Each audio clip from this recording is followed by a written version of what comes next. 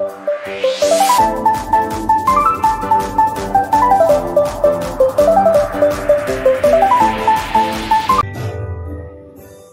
kita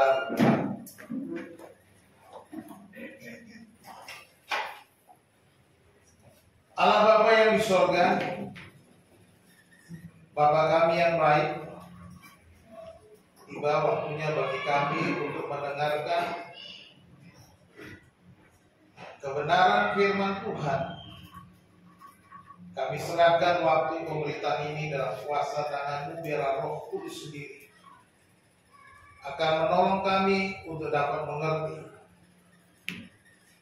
Buka hati dan pikiran kami ya Tuhan, bentuk kami agar firman Tuhan menjadi kekuatan baru, menjadi pelita bagi kaki kami, terang bagi jalan-jalan kami ya Tuhan, sehingga kami berjalan dalam kemenangan. Bapa yang baik, kami serahkan pemberitaan firman Tuhan ini dalam tangan kuasa. Berbicaralah kepada kami ya Bapa. Kami siap mendengar. Dalam nama Tuhan Yesus Kristus kami berdoa. Haleluya. Amin. Salam, selamat pagi. Salam. Salam. Puji nama Tuhan. Saudara-saudara dikasih Tuhan, hari ini khotbah saya berkaitan seperti saya katakan khotbah seri dalam beberapa minggu, mungkin dalam 1 bulan ini berkaitan dengan uang. Ya. Hari ini judul pengabdian uang sebagai penyembahan kepada Tuhan. Ya. Pengabdian uang sebagai penyembahan kepada Tuhan.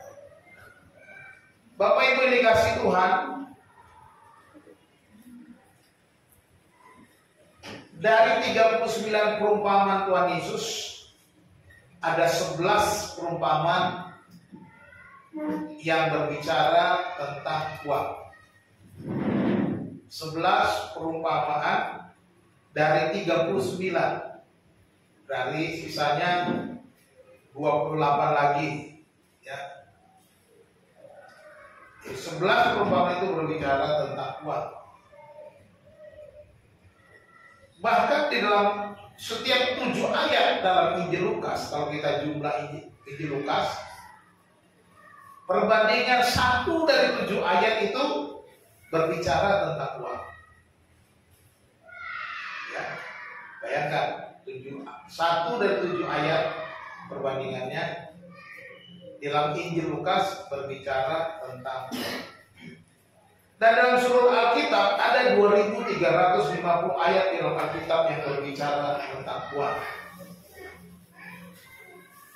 Berarti Tuhan juga mau kita mengerti dengan benar tentang uang. Ya. Tuhan juga mau supaya kita tidak salah mengerti soal uang.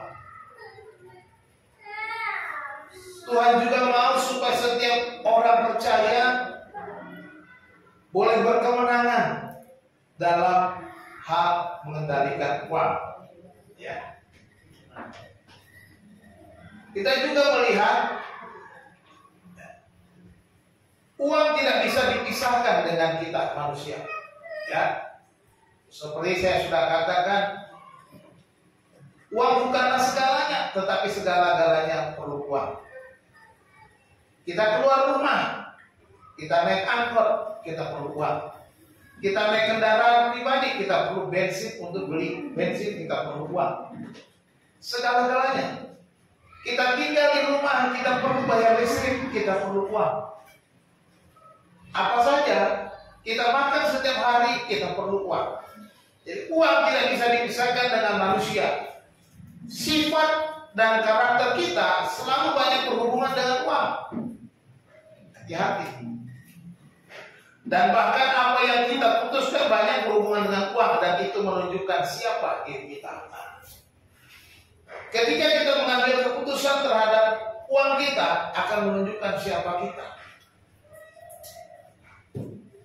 Bagaimana kita mengatur keuangan kita akan menunjukkan siapa kita. Tuhan Yesus tidak pernah menyalahkan kalau kita kaya atau banyak uang. Bahkan di dalam Alkitab ada juga orang-orang percaya, anak-anak Tuhan yang diberkati.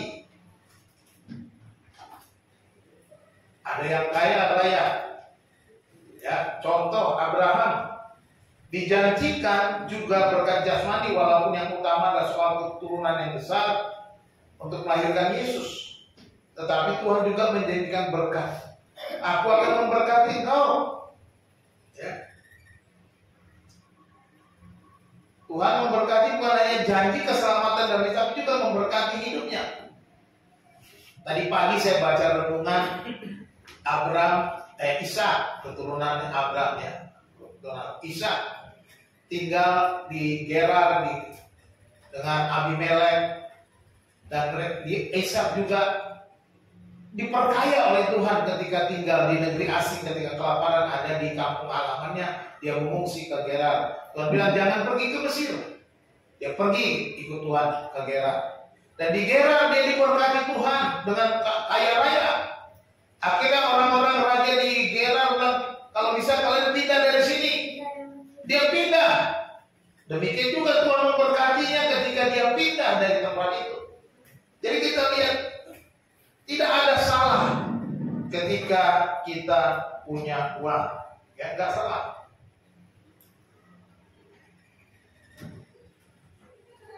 Ada pendapat yang berkata kaya itu dosa. Ini adalah sebuah ungkapan yang salah. Ya. Saudara boleh kaya, ya kan? Tetapi bagaimana saudara menggunakan kekayaan itu menjadi pertanyaan penting. Abraham, Daud, Yusuf, Ayub sangat kaya, dan juga banyak orang-orang yang perjanjian baru ikut Tuhan juga kaya juga. Jadi nggak ada masalah untuk menjadi kaya. Saudara boleh menjadi kaya, tapi menjadi tamak jangan. Itu ya. Beda ya. Ada orang menjadi kaya tapi tamak. Itu dosa. Tapi jangan sampai saudara kaya raya diberkati Tuhan tapi menjadi orang yang tamak, kikir. Kita akan belajar apakah yang Alkitab katakan tentang uang. Mari kita bersama-sama membaca dalam 2 Korintus pasal 8 ayat 1 sampai ayat yang kelima. Ya. 2 Korintus pasal 8 ayat 1 sampai ayat 5, demikian firman Tuhan. Saudara-saudara, kami hendak memberitahukan kepada kamu tentang kasih karunia yang dianugerahkan kepada jemaat-jemaat di Makedonia. Selagi dicobai dengan berat dalam berbagai penderitaan, sukacita mereka meluap, dan meskipun mereka sangat miskin, namun mereka kaya dalam kemurahan. Aku bersaksi bahwa mereka telah memberikan menurut kemampuan mereka, bahkan melampaui kemampuan mereka. Dengan kerelaan sendiri mereka meminta dan mendesak kepada kami supaya mereka juga beroleh kasih karunia untuk mengambil bagian dalam pelayanan kepada orang-orang kudus. Mereka memberikan lebih banyak daripada yang kami harapkan. Mereka memberikan diri mereka pertama-tama kepada Allah, kemudian oleh karena kehendak Allah juga kepada kami.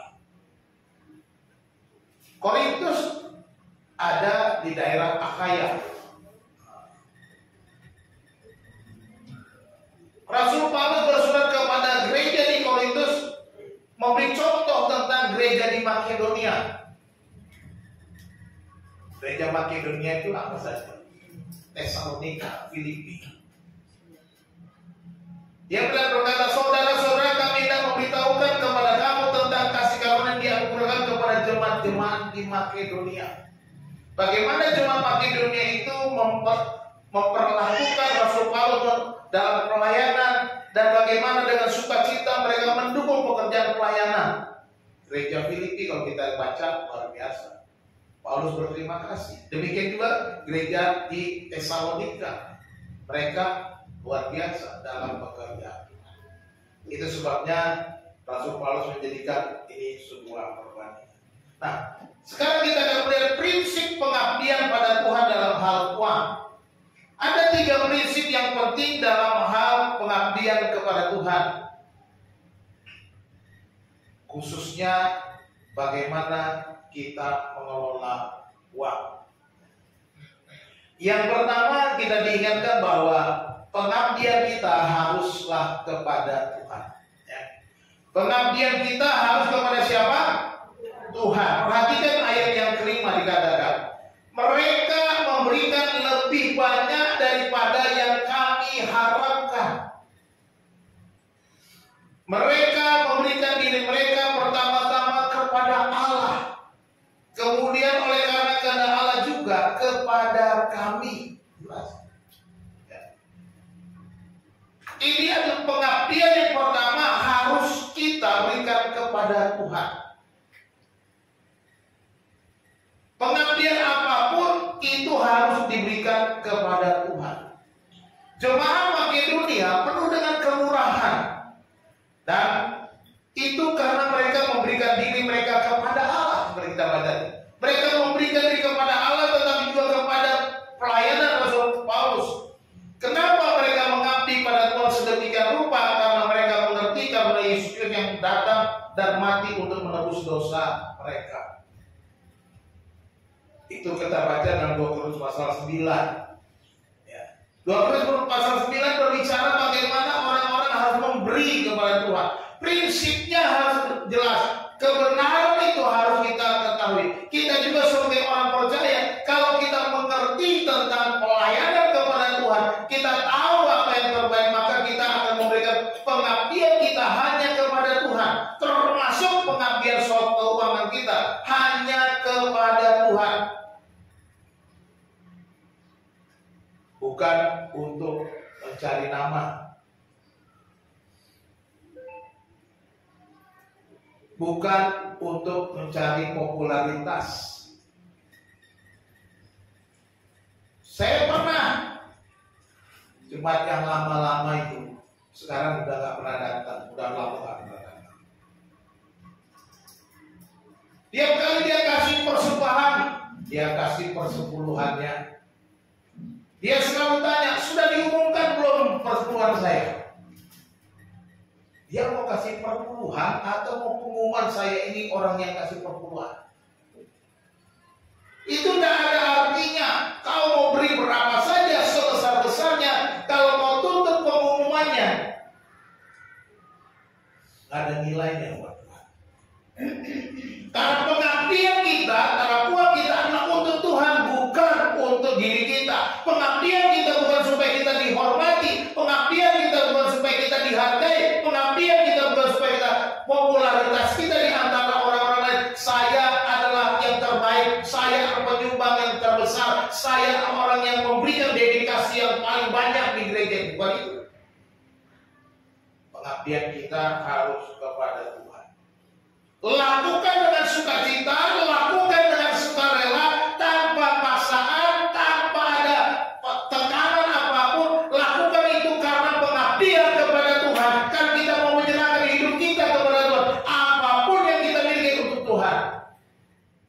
Seperti khotbah minggu lalu. Ya.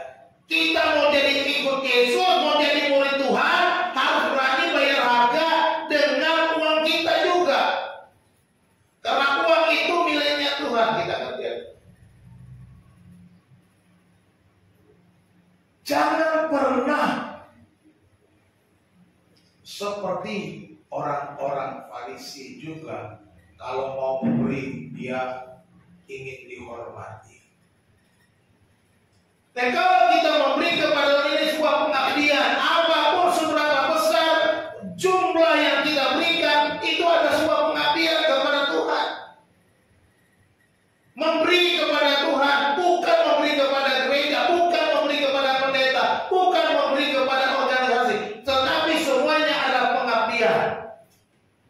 Di dalam Alkitab, kata pengabdian itu digunakan dalam istilah stewardship dalam bahasa Inggrisnya, ya. Stewardship itu kata berendah. Orang yang bertanggung jawab untuk memperhatikan sesuatu, ya. Atau juga berarti orang yang mengelola atas properti, atas kekayaannya, atas kepemilikan yang dia punyai. Itu stewardship. pengabdian. Tata pengabdian. Jadi kita di sini dipanggil sebagai pengelola. Sekali lagi saya katakan, kita adalah pengelola miliknya Tuhan. Stewardship. Seorang steward, bukan seorang pemilik. Pemiliknya sesungguhnya adalah Allah sendiri. Kita dipercayakan Tuhan untuk memanage, mengelola berkat Tuhan. Kalau kita mengerti, memahami, kelola dengan sebaik-baiknya. Jadi pengabdian kita untuk Tuhan, bukan untuk gereja, bukan untuk organisasi, bukan untuk gembala saudara, bukan. Ketika saudara datang membawa persembahan saudara, itu saudara menyatakan bahwa saya mau mengabdi kepada Tuhan. Saya mau memberi harta saya untuk Tuhan. Saya memberikan uang saya untuk Tuhan. Kita tidak perlu memutak-mutik lagi. Ya, tidak perlu apakah itu sudah dicatat bendahara. Ya pasti dicatat. Tapi marilah kita dengan hati yang benar bahwa kita adalah seorang pengelola, steward, pelayan, ya.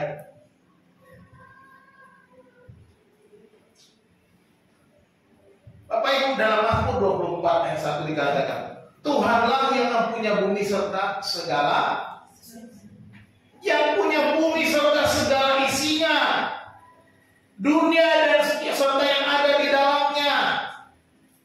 Artinya bukan hanya hartamu, dirimu sendiri saja miliknya Tuhan. Bumi ini punyanya Tuhan, isinya punya Tuhan, dunia ini punyanya Tuhan, yang ada di dalamnya punya Tuhan. Gak ada milik kita. Dia mempercayakan setiap berkat kepada kita. Dia mempercayakan setiap hal kepada kita. Oleh sebab itu Bapak Ibu dikasih Tuhan, bagaimana kita mengelola dengan baik akan Tuhan akan perhatikan. Ketika kita mengelola dengan baik berkat Tuhan, maka Tuhan akan mempercayakan yang lebih besar. Karena Tuhan bilang apa? Barang siapa setia dalam perkara-perkara kecil, ia akan setia juga dalam perkara-perkara besar. Bagaimana Tuhan mempercayakan kepadamu perkara-perkara besar kalau kau tidak setia dalam perkara kecil? Bagaimana Tuhan mau memberikan kau berkat yang lebih besar kalau yang kecil aja kau tidak pernah bertanggung jawab? Makanya banyak orang Kristen gagal paham. Banyak orang Kristen gagal paham sehingga hidupnya stuck. Di sini-sini saja. Karena dia nggak mau naik. Nggak mau naik levelnya. Karena dia maunya di sini saja. Rasa nyaman saja. Tapi nggak pernah nambah.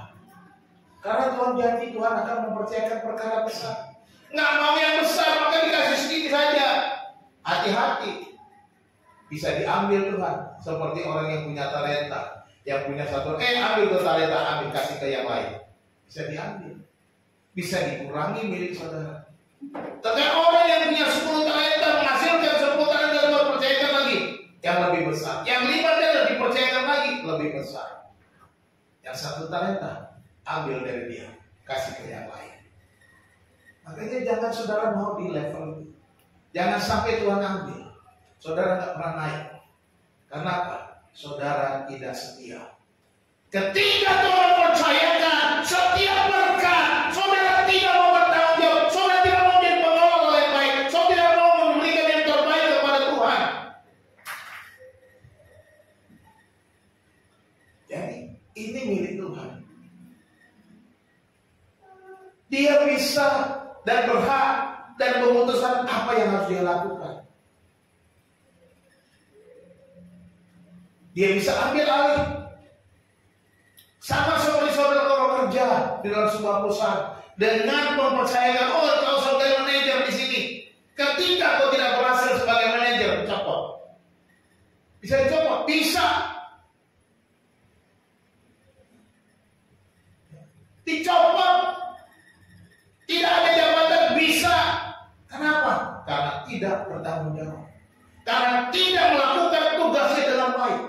Sebagai orang percaya juga kita melakukan tugas dengan baik. Supaya apa? Supaya Tuhan tambahkan kepercayaan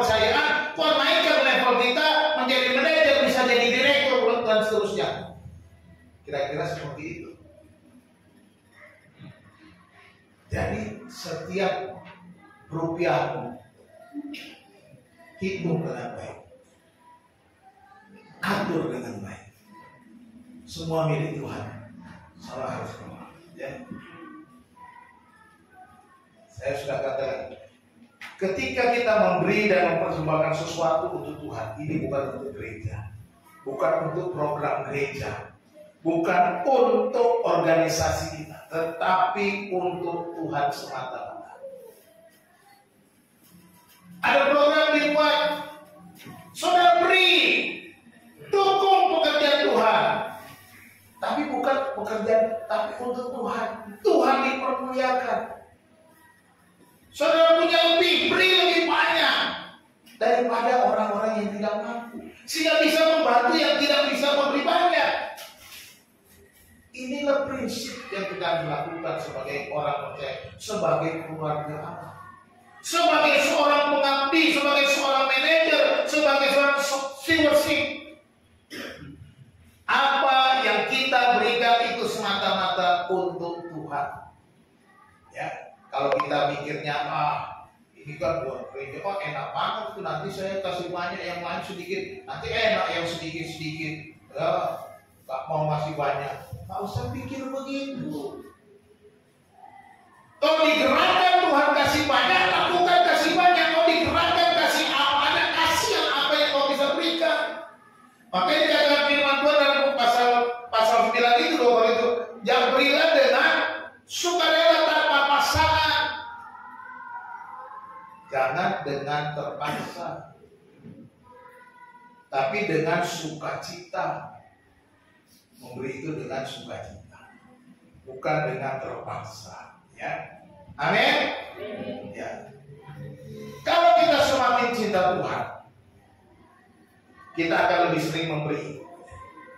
Ini seorang misionaris di India, Amy Carmichael, di mana? You can give without loving what you cannot love without giving. Artinya apa? Ya. Kamu dapat memberi tanpa cinta, tanpa rasa kasih. Tetapi kamu tidak dapat mengasihi tanpa memberi. Nah, kita bisa saja memberi tanpa rasa cinta. Betul nggak? Tetapi kalau kita mencintai, kita pasti memberi. Kita nggak bisa mencintai tapi nggak memberi. Bagaimana kita cinta tapi nggak pernah memberi? Betul nggak? Ibu-ibu pernah nggak diberi sama suaminya waktu pacaran? Kalau Bu Hana dulu happy banget waktu pacaran sama saya.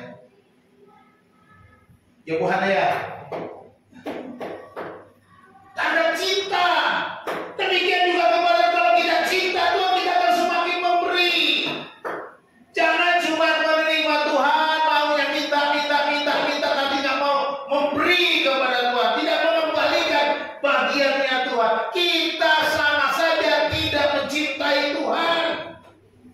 Saudara tidak bisa berkata saya cinta Tuhan, tapi saudara pelit memberi kepada Tuhan.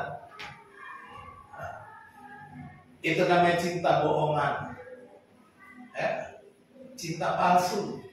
Ya, nanti kata Tuhan, kau mardua holong, mardua holong kita cinta dunia ini, ya sama. Kita bilang cinta Tuhan tapi lebih cinta dunia, itu namanya mardua holong. Jadi akhir Tuhan berkata, kau sudah menipu Tuhan dengan cinta palsu. Jadi kita ingat baik-baik. Mari kita memberi sebagai tanda cinta kita. Kalau saudara semakin cinta Tuhan, semakin giat memberi, semakin mengasihi Tuhan, semakin giat memberi. Beri apa yang saudara bisa berikan. Jangan setengah-setengah. Ya, jangan cuma bicara. Ya. Saya juga mengatakan supaya saya jangan cuma bicara. Saya mempraktekkan, memberi kepada Tuhan full. Nggak peduli, nggak pusing dengan apakah saya besok bisa makan atau tidak, itu urusan Tuhan. Itu aja. Jadi mempraktekkan ini perlu cinta yang besar kepada Tuhan. Ketika cinta kita begitu besar kepada, lakukan dengan segenap hati, lakukan dengan keseluruhan, lakukan beri kepada Tuhan. Jangan pernah tahan. Itu baru yang pertama ya. Yang kedua deh. Yang kedua, pengabdian uang adalah masalah sikap atau attitude kita dan iman. Ini penting. Pengabdian kita dalam hal keuangan ini masalah attitude, sikap kita dan iman kita. Ini penting, saudara. Ada orang berkata, nanti saja saya memberi kalau saya sudah sukses. Kalau sudah saya kaya raya, maka saya akan memberi. Dan itu ada konsep yang salah. Ya, tapi kita jemaat Makedonia di tengah kesukaran, penderitaan, di tengah kesulitan khususnya mereka tidak punya banyak uang, tetapi mereka mau memberi dengan sukacita. Mereka memberi dengan segala daya upaya mereka. Bukan masalah banyaknya uang atau tidak, tetapi pada iman kita, pada sikap kita soal uang. Ini attitude. Iman kita dan sikap kita penting. Orang-orang yang beriman melangkah dengan sikap yang benar, dengan sikap sesuai dengan firman Allah. Ini orang-orang yang beriman, dia tidak pernah ragu sedikit pun. Karena apa? Karena janji Tuhan terlalu banyak. Janji Tuhan yang saya alami terlalu banyak. Janji Tuhan yang sudah saya hadap dan saya sudah nikmati. Dan mari Bapak Ibu ini kasih tahu, saya mau berbicara soal ini supaya apa? Supaya Bapak Ibu juga boleh mengalami yang sama. Janji-janji ini juga boleh Bapak Ibu alami dalam kehidupan Bapak Ibu. Iman saudara boleh naik level, iman saudara terus naik. Dan ingat baik-baik, ketika Tuhan mempercayakan jabatan, kedudukan, ataupun kekayaan bertambah, bukan untuk meninggikan kita. Selalu ingat itu baik-baik. Ketika semua itu terjadi, saudara naik jabatan, kekayaan saudara naik, penghasilan saudara naik, ingat, di sana Tuhan mau supaya kita lebih lagi memuliakan Dia, melebih lagi melakukan ketaatan, kesetiaan dalam mengelola yang Tuhan berikan itu. Jadi jangan pikir bahwa kita naik jabatan, naik gaji untuk menaikkan harga diri kita, bukan itu. Memang kita dinaikkan, diangkat oleh Tuhan, tetapi untuk bisa memberi lebih baik. Ketika naik, saudara lebih naik lagi, lebih cinta kepada Tuhan. Terima kasih, kau sudah naikkan saya dalam posisi, kau sudah tambahkan berkat-Mu, saya akan lebih lagi melakukan yang terbaik. Itu yang seharusnya terjadi. Bukan karena udara makin lupa sama Tuhan, makin meninggalkan. Jadi pegangnya. Berbicara iman, bicara attitude, sikap, bagaimana kita melakukan firman Tuhan. Bukan sekedar membaca, bukan sekedar bilang amin, amin, amin. Bukan sekedar saudara dikirimin renungan, baca renungannya belum dibaca, komen bilang amin. Saya sering kali dikirim di WA, dalam jangka waktu 1 menit dikirim dia kedua baca amin. Kapan bacaannya 1 menit? Nggak direnungkan itu, cuma dibaca doang, bisa ada 1 kira amin katanya.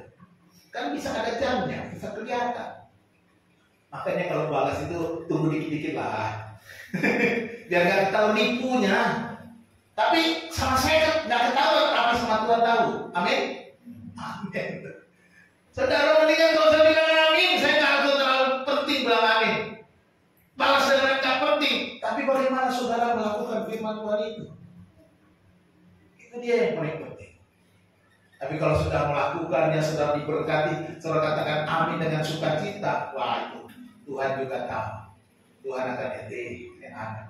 Dia siap-siap membalas. Dia siap-siap memberkati. Dia siap-siap bekerja dalam diri saudara. Jadi jangan tunggu kaya raya. Jangan tunggu sukses. Jangan tunggu-tunggu. Lama-lama contohnya ini saya udah berapa kali pakai contoh. Markus 12 ayat 41 sampai 44. Ya, di sini diceritakan seorang janda miskin punya uang untuk cukup makan hari itu saja, tetapi dia memberikannya untuk Tuhan. Janda miskin ini bukan hanya mengorbankan, bukan punya hanya berkorban uang saja, tetapi juga hidupnya. Ada orang-orang kaya juga diceritakan di sana membawa persembahannya, mengorbankan uang saja. Dibandingkan dengan perempuan ini berbeda jauh. Karena apa? Orang-orang ini memberi dari kelebihannya, tapi perempuan ini memberi dari kekurangannya.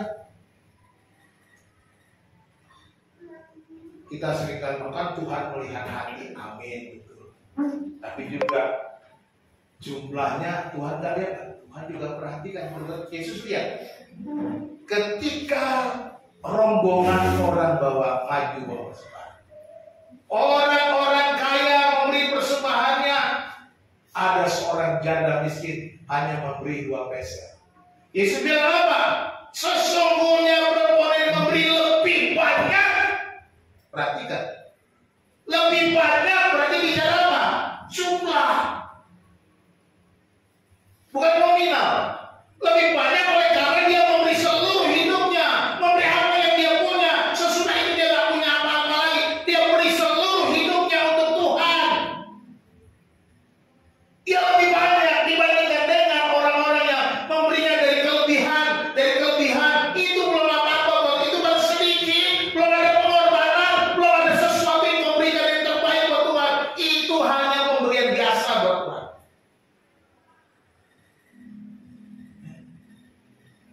Jadi ini sikap attitude seperti perempuan ini.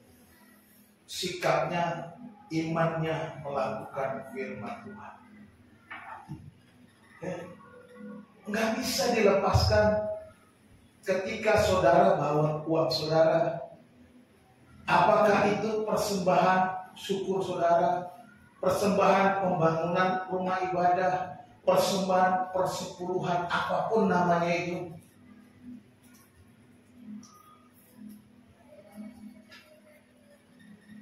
Gak bisa asal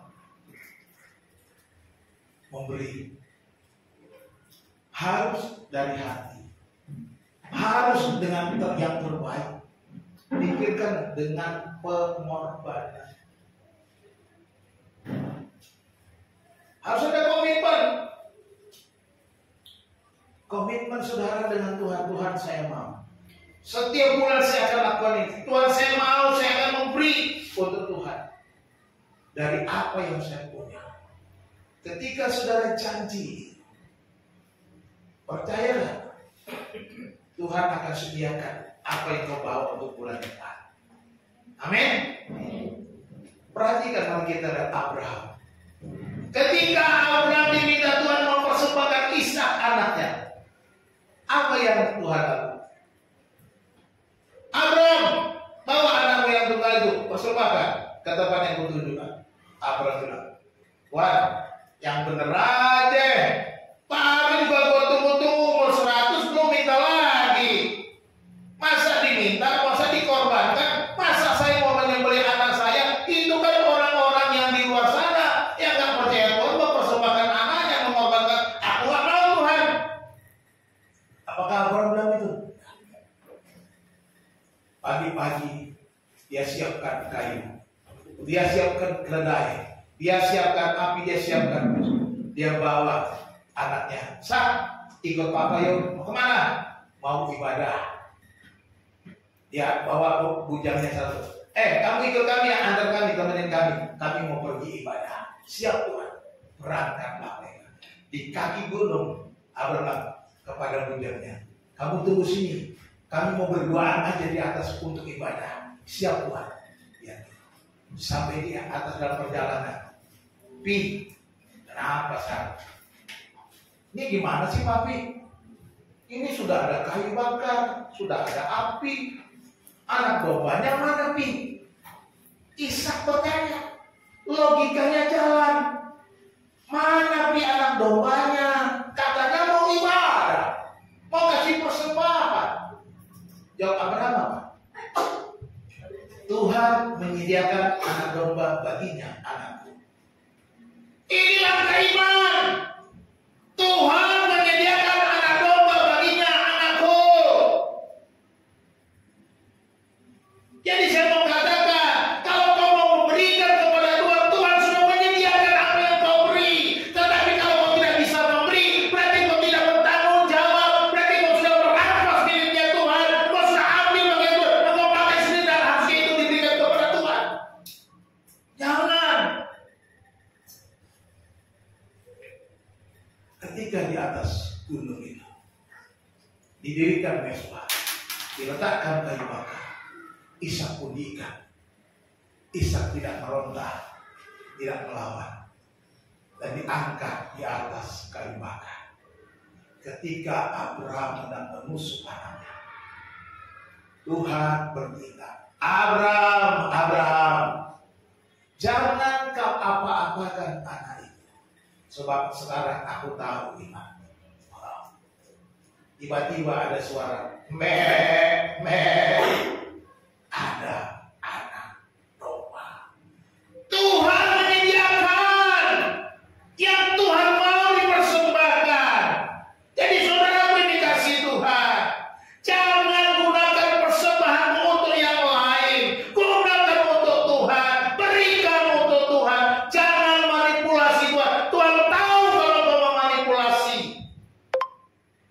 Jadi nggak ada yang seharusnya kita katakan, Pak, saya nggak bisa gereja. Kenapa? Saya nggak ada persembahan, malu, Pak. Loh, kok nggak ada persembahan, malu?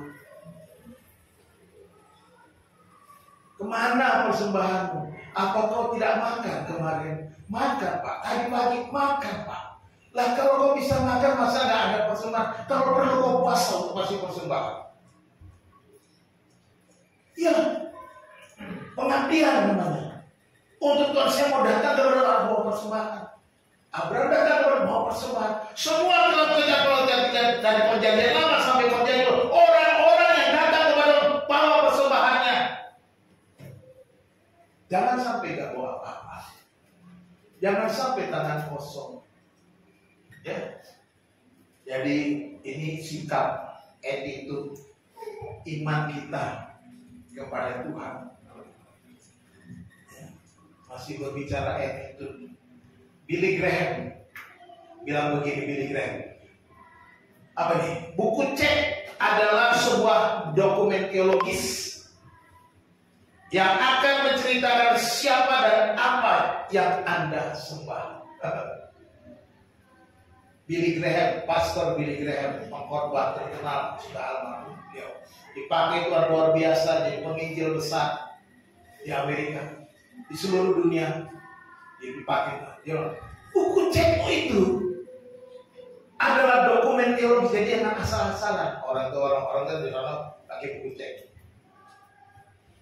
Dan itu akan menunjukkan siapa dan apa yang Anda sembah. Artinya bagaimana kita mengelola, bagaimana kita melakukan uang kita, bagaimana kita menggunakan uang kita, akan menunjukkan siapa dan apa yang kita sembah. Apakah kita memberi kepada Tuhan dengan baik, atau kita melakukannya untuk dunia kita, untuk perut kita, untuk kedagingan kita. Itulah Tuhan kita, itulah yang kita sembah.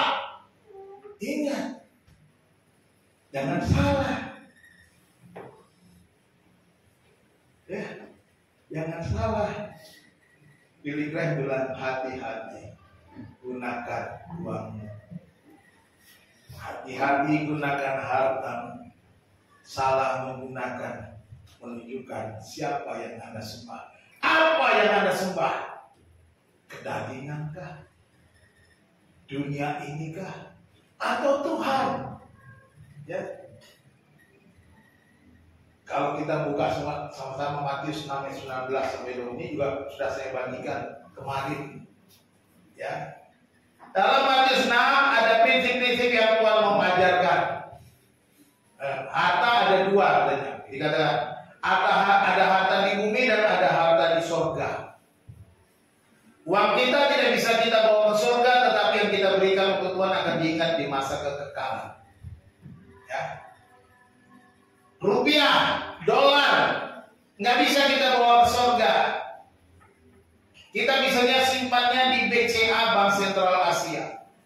Tetapi bagaimana kita menggunakan uang itu akan tersimpan di BCA, Bank Sentral Allah. Sama-sama BCA. Mau BCA yang mana? BCA di dunia atau BCA di sorga? Ya kan begitu. Ini bukan promo BCA, bukan.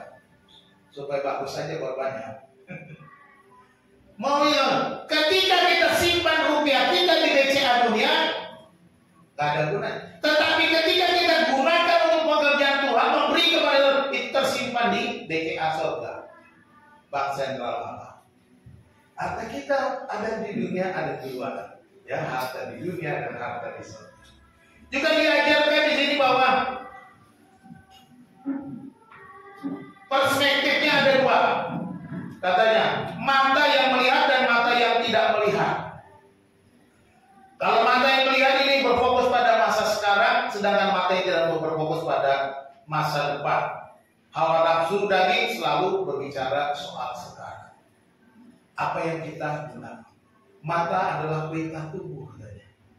Jadi kalau kita hanya untuk kedagingan, untuk aura-aura, metafora, poya-poya, maka ini untuk kedagingan tidak melihat hal-hal duniawi. Ini yang kita, tapi kita harus memandang kepada masa yang akan datang. Ada dua master katanya. Ada dua tuan.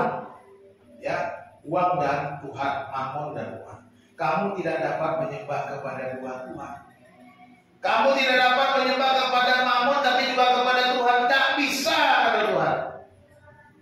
Nah, kalau uang tidak bisa dikuasai, itu akan menghancurkan kita. Saya sudah bicara ini. Jadi mari kita mengelola uang kita, menguasai uang kita, bukan kita menjadi hamba uang, bukan menjadi budak uang, tetapi menjadi tuan atas uang itu.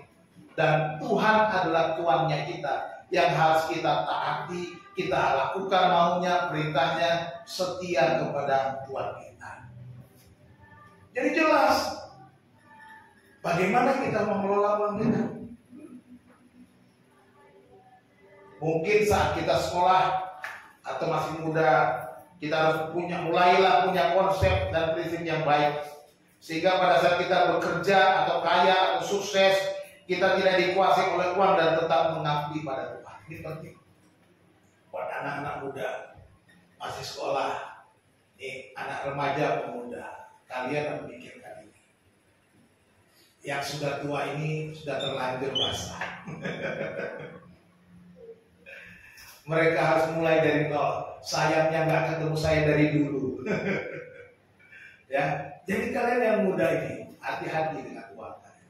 Dari semudah.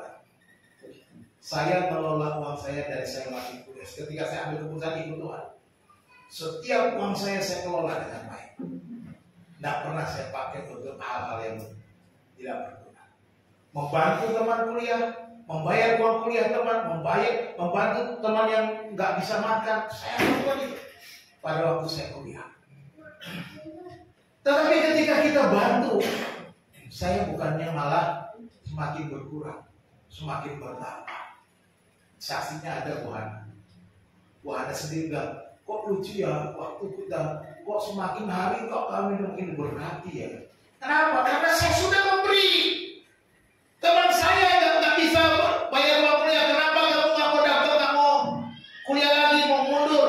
Saya nggak punya uang. Besok datang saya yang bayar, saya bayar 1 semester selesai.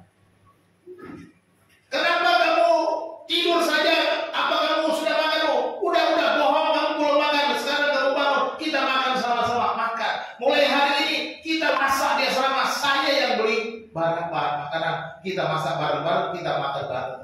Pulang kuliah masak bareng. Saya beli gelasnya, saya beli alat-alat masak, kompor. Makanya waktu saya selesai kuliah kok alat dapur saya itu lengkap. Malah pancinya masih sampai sekarang masih ada, saya simpan panci zaman dulu. Panci stainless saya dapat itu dari seorang anak Tuhan di Taman Aries. Ketika ya saya semakin diberkati. Ya, pengelolaan pengabdian. Ini soal iman, attitude. Ya, saya mulai dari. Jadi bukan mulai praktek setelah menikah, sebelum menikah sudah dipraktekkan. Membantu orang itu bukan hal yang sulit buat saya. Ketika kami mulai melayani orang-orang susah, kami bantu-bantu. Ketika saya di Jogja melayani di Pospay, orang-orang miskin itu saya bantu-bantu.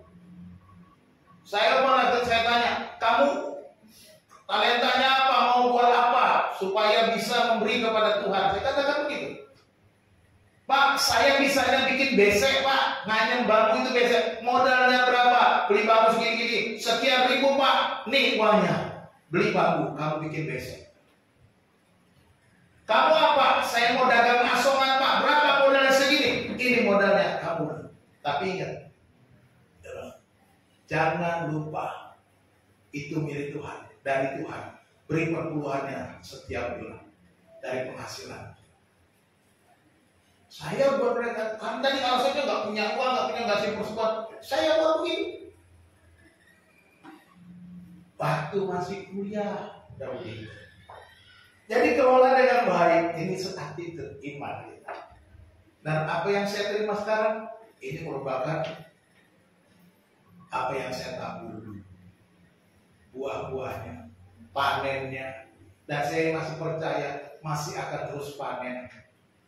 Kalau saya terus menabur. Kalau saya berhenti menabur, jangan harap panen lagi. Kan gitu. Mari Bapak Ibu dikasih Tuhan, kelola uangmu dengan baik. Ini berbicara soal iman, soal attitude, sikap juga. Melakukan firman Tuhan itu attitude. Dan iman diperlukan dua hal itu.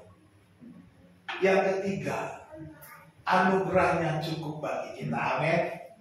Anugerahnya cukup bagi kita. His grace is enough for us. Pasal 8 ayat 1 dan ayat 4 bilang begitu. Ayat 1 dulu. Saudara-saudara, kami hendak memberitahukan kepada kamu tentang kasih karunia yang dianugerahkan kepada jemaat-jemaat yang makin. Ya. Paulus katakan kepada orang tua, aku mau katakan bagaimana anugerah grace yang diterima oleh gereja-gereja di Makedonia.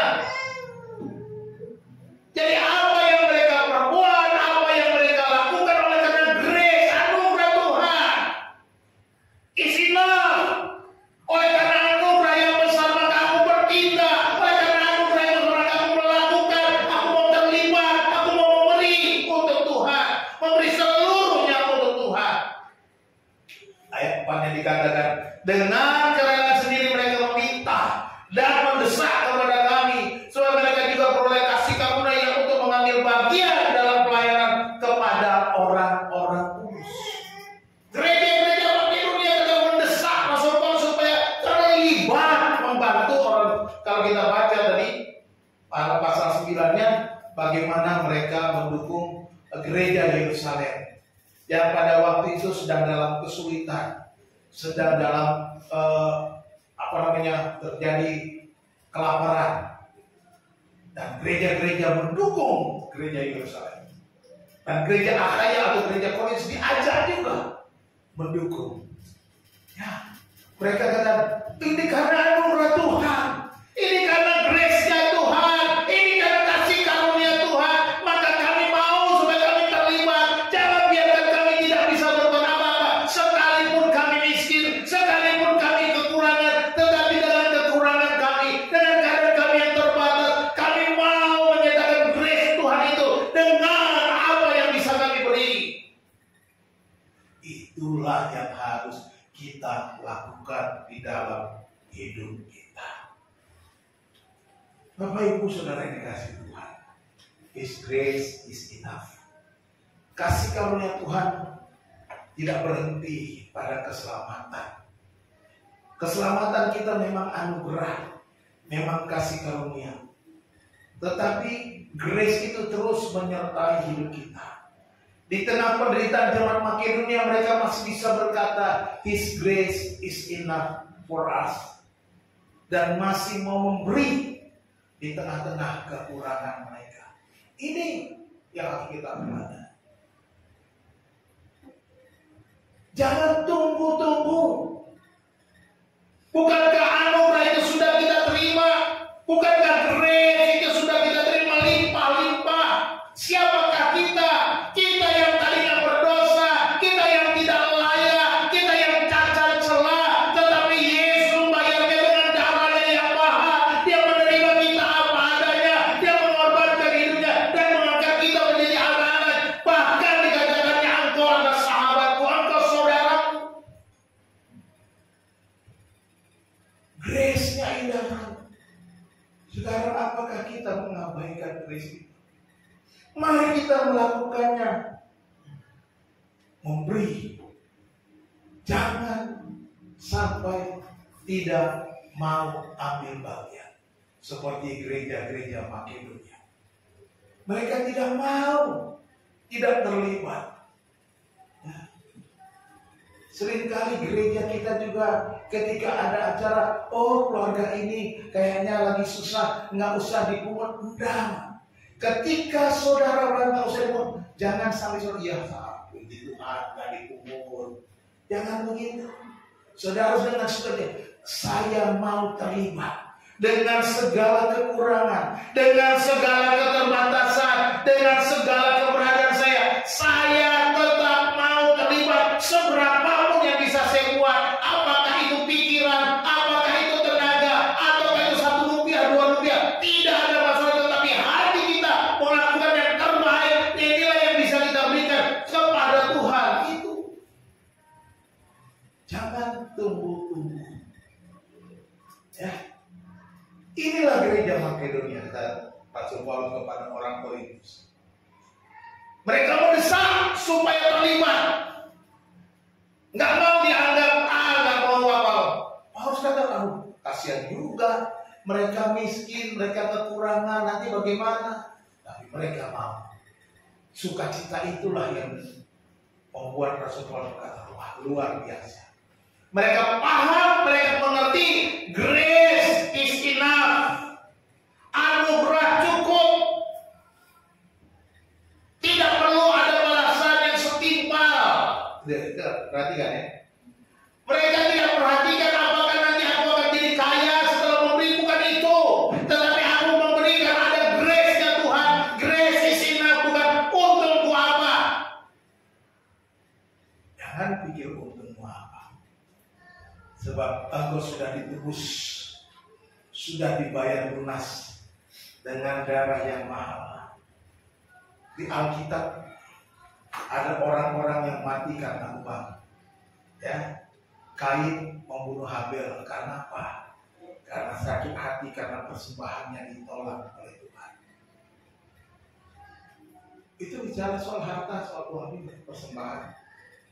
Ananias dan Safira mati karena soal uang. Dia berbohong dalam memberikan persembahan. Jadi hati-hati. Ya. Kita patut bersyukur kita menerima anugerah.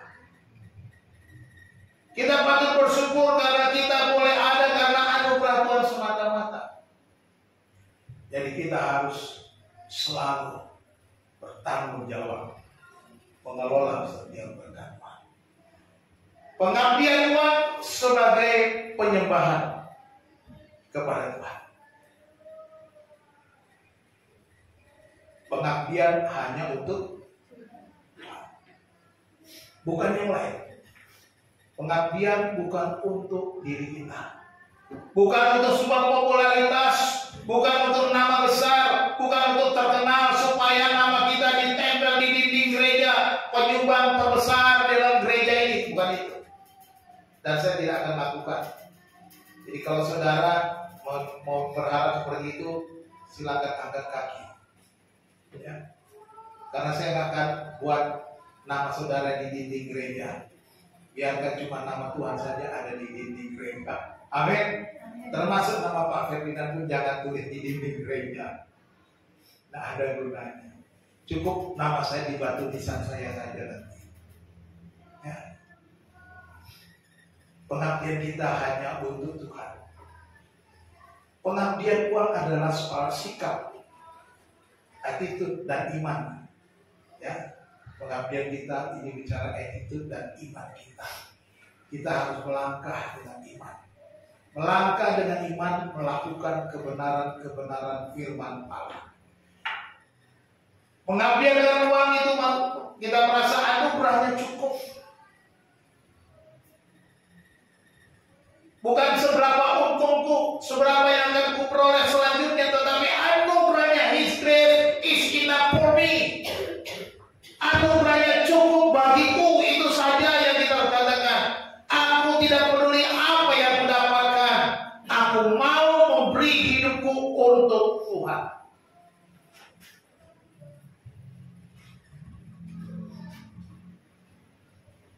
Kalau prinsip kita, nanti kalau saya sudah kaya, saya akan memberi.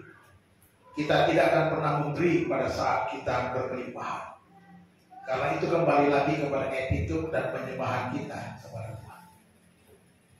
Jadi jangan pernah berpikir seperti itu Bapak Ibu. Anak-anak muda, jangan tunggu Tuhan. Nanti saya kalau selesai kuliah, saya kerja, saya kaya raya, baru saya rendah. Mulai dari kuliah sekarang, latih.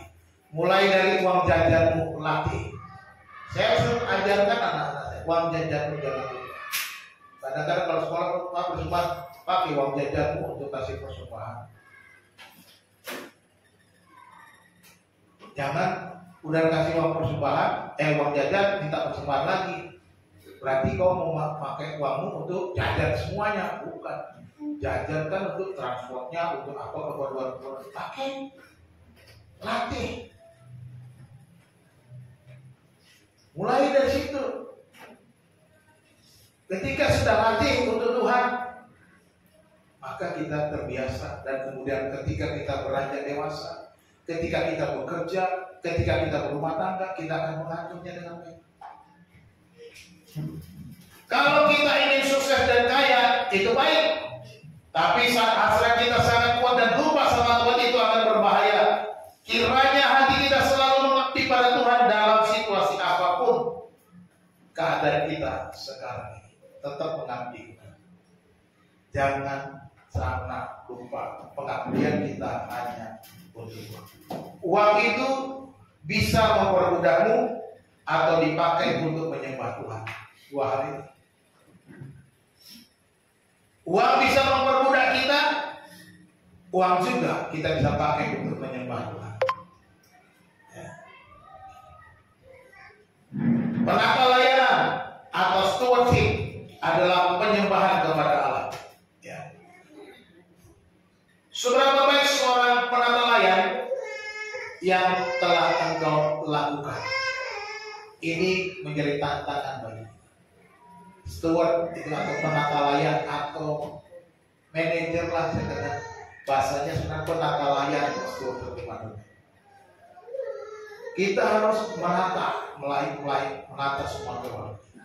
Seberapa baik kita menjadi seorang penata layan? Saudara tahu sendiri seberapa jauh saudara sudah melangkah sebagai seorang penata layan. Kalau belum, hari ini mulai. Kalau sudah belum baik, perbaiki, tingkatkan. Kalau sudah baik, lebih tingkatkan lagi. Kita mau naik level lebih tinggi lagi. Karena penyembahan, pengabdian kepada Tuhan itu soal sikap dan iman kita. Penyembahan kepada Tuhan dan anugerahnya yang besar. Tuhan Yesus memberkati kita. Bapak Surgawi, Bapak yang baik, terima kasih kami mengucap syukur untuk kebenaran firman Tuhan yang sudah kami baca, kami renungkan bersama-sama. Tuhan, terima kasih kami diingatkan kembali bahwa pengabdian kami terhadap Tuhan hanya tertuju kepada Tuhan, adalah sebuah penyembahan kepada Tuhan. Bukan untuk pengabdian diri, peninggian diri, terlebih untuk kepentingan dunia ini. Ajar kami melangkah dengan iman, mengambil sikap yang benar sesuai dengan firman Allah. menggunakan setiap rupiah, setiap harta yang Tuhan percayakan kepada kami. Dan kami percaya secara iman, Tuhanlah yang memelihara hidup kami. Hidup kami bergantung kepada Tuhan, bukan bergantung pada dunia ini, bukan bergantung kepada uang, tetapi kepada Tuhan. Tuhan, terima kasih. Kami boleh terlibat dalam pekerjaan Tuhan, semua karena anugerah. Kami ada sebagaimana adanya kami ya Tuhan, semua oleh karena anugerah. Anugerah Tuhan semata-mata. Anugerah-Mu yang besar, anugerah-Mu yang ajaib. Bentuk kami Tuhan. Jadikan kami pelaku-pelaku firman. Hamba-Mu boleh berhenti, tetapi Roh Kudus janganlah Engkau berhenti berbicara.